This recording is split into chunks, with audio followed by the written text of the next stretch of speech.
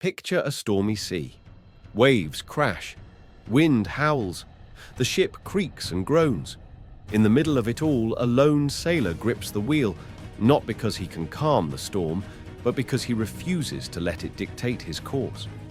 This isn't just a metaphor, it's a mindset, one born thousands of years ago in the quiet reflections of ancient thinkers, a mindset called Stoicism.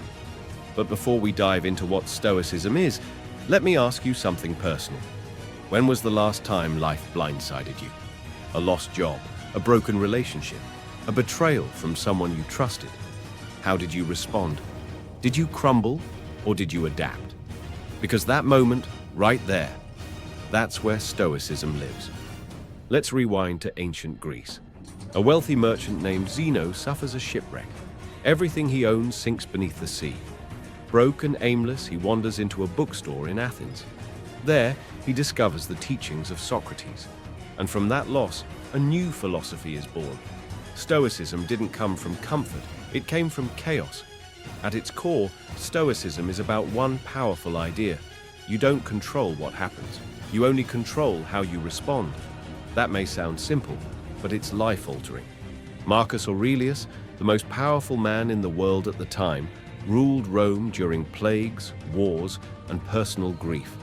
Yet in his private journal, he reminds himself daily, "You have power over your mind, not outside events. Realize this, and you will find strength." This wasn't wishful thinking. It was training. The Stoics trained their minds like warriors train their bodies. Through reflection, discipline, and conscious action, they turned suffering into strength and chaos into clarity. Now, if you're thinking Stoicism is about being emotionless or cold, you've missed the point. Stoics feel deeply, but they don't let feelings take the wheel. You can feel grief and still move forward. You can feel fear and still act. That's real courage, not the absence of emotion, but the mastery of it. One of the most powerful Stoic practices is called the dichotomy of control. It's this: separate everything in your life into two buckets. Bucket one, things you can control. Your thoughts, your actions, your effort. Bucket two, things you can't. Other people's opinions, the weather, the past, the outcome. And then you put your energy into bucket one and let go of the rest. It's radical, it's liberating, and it's incredibly hard. But imagine the mental freedom of no longer obsessing over what you can't change. That's the freedom Stoicism offers. Let's look at Epictetus. Born a slave, crippled, beaten, yet he became one of the most respected philosophers in history. How? He said, "It's not what happens to you, but how you react to it that matters." Epictetus taught that every external misfortune is a test, a chance to practice resilience, patience, wisdom. Think about that the next time something goes wrong. Instead of asking, "Why me?" ask, "What now?" That tiny shift turns you from a victim into a student of life. Another Stoic tool, negative visualization. Sounds depressing, right? But it's not.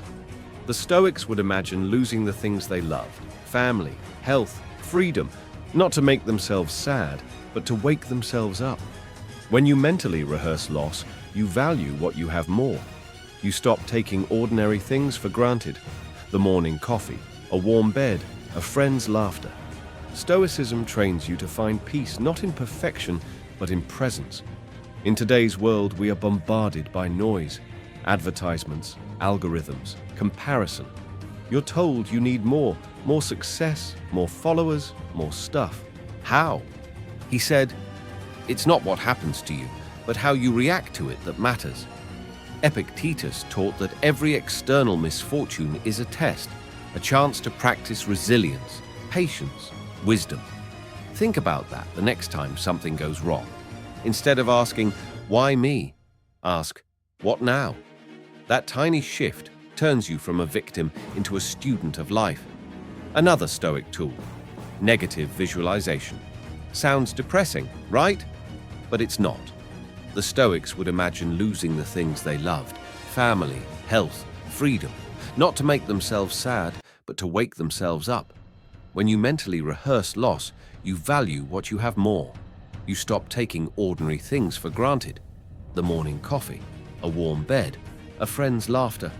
Stoicism trains you to find peace not in perfection, but in presence. In today's world, we are bombarded by noise, advertisements, algorithms, comparison. You're told you need more success, more followers, more stuff. Stoicism whispers something different. You already have enough. You don't need to chase happiness. You need to cultivate it, because happiness is not out there. It's in your judgment, your choices, your character. Now let's bring this home. Maybe you're trying to build something, a channel, a career, a life. You pour your time, your heart, your effort into it, but it's not growing fast enough.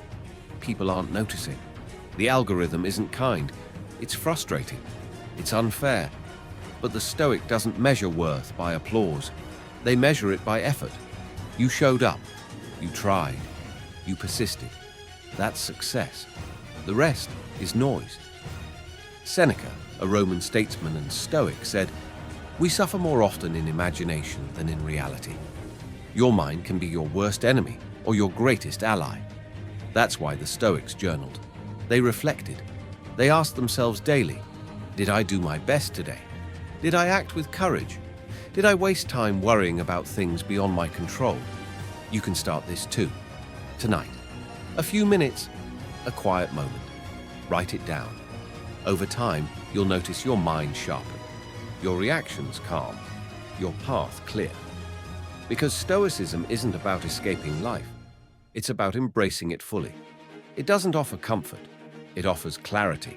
Not easy answers, but better questions. Not perfection, but progress. And in a world of chaos, that clarity is power. You won't always win. You won't always be okay. But you'll always be ready, because you've trained for this. Just like the Stoics. So the next time life knocks you down, don't just get back up. Rise with purpose, with grace, with strength. You are not the storm, you are the sailor, and your hand is steady on the wheel. Thank you for watching. Stay grounded, stay strong, and remember, the obstacle is not in the way. The obstacle is the way.